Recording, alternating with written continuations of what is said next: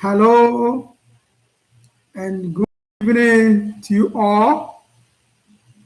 This is Psychohealth Consult coming your way once again with an interesting topic: understanding anxiety disorders. I am Eric Kwesi Eliassen, the founding director of Psychohealth Consult. And our main aim is to help every one of us live very good psychological health, psychological life, and to help us in our psychological issues. Today, as I said, we are looking at understanding anxiety disorders. At the end of this lecture, we will know what anxiety is, what anxiety disorders are, and the types of anxiety disorders. By way of introduction, what I was saying, that everyone feels anxious every now and then. For example, we are saying that when you're faced with examinations, when you have to go to interview, when you have to take any task in life, even marriage, you feel anxious every now and then. And so anxiety is a normal emotion in our lives. And we say that anxiety is our brain's way of reacting to stress and alerting you of potential danger perhaps ahead. So anxiety perhaps is our body's natural response to stress. It's a feeling of fear or apprehension of what is to come. What is to come. And underline this word, a feeling of fear, of apprehension of what is to come. For instance, the first day of school, going to job interview or giving a speech may cause most people to feel fearful and nervous.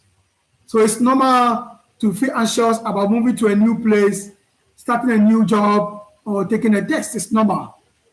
This type of anxiety is unpleasant, but it may motivate you to work harder and do a better job.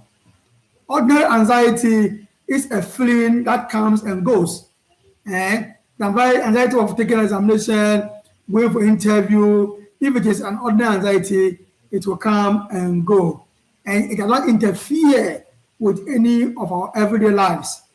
It's our normal part of our lives as human beings.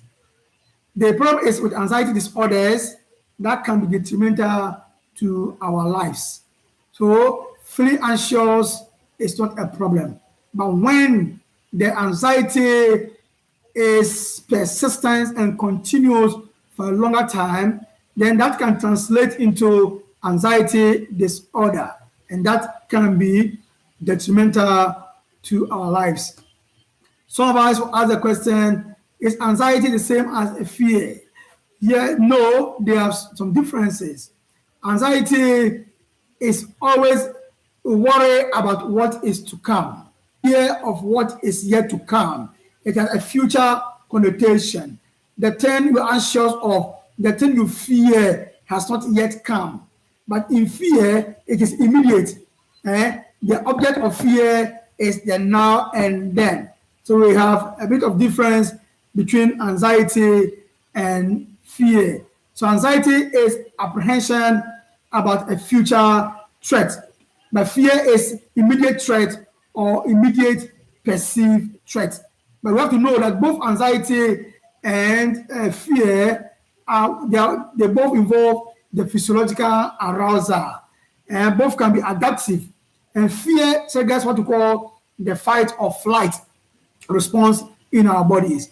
If you don't fear, a car may be coming and you'll be standing there. The car will knock it down and you will die. You will see fire outbreak and you say, "Me, I don't fear anything," and you will die. And you will see snake coming, and since you don't fear, you will stand there and the snake will bite you and you will die. So because of fear, You see snake and you run away.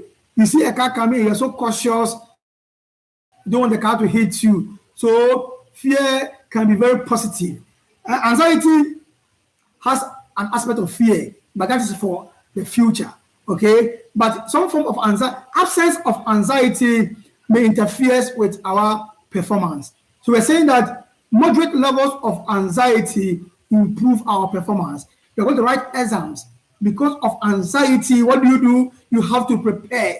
You're going for a job interview because of fear of what is to come. It will motivate you to prepare. If there's no anxiety at all, you don't even care. You will like, after all, what is it? You will not prepare and you go and fail. As we're saying that moderate forms of anxiety, what are anxiety disorders? If one's feeling of anxiety are extreme, last longer for more than 6 months, and are interfering, one may have an anxiety disorder. Let's look at that. If you feel of anxiety are extreme, they last for longer than 6 months and are interfering with one's life, you may have anxiety disorder. So what then is an anxiety disorder? They are a group of mental illnesses that cause constant and overwhelming anxiety and fear. Now, I've mentioned the word a group of mental illness that cause constant and overwhelming fear and anxiety. So already I've told you the anxiety disorders are a group of mental illnesses, and they cause extreme and overwhelming anxiety and fear in you.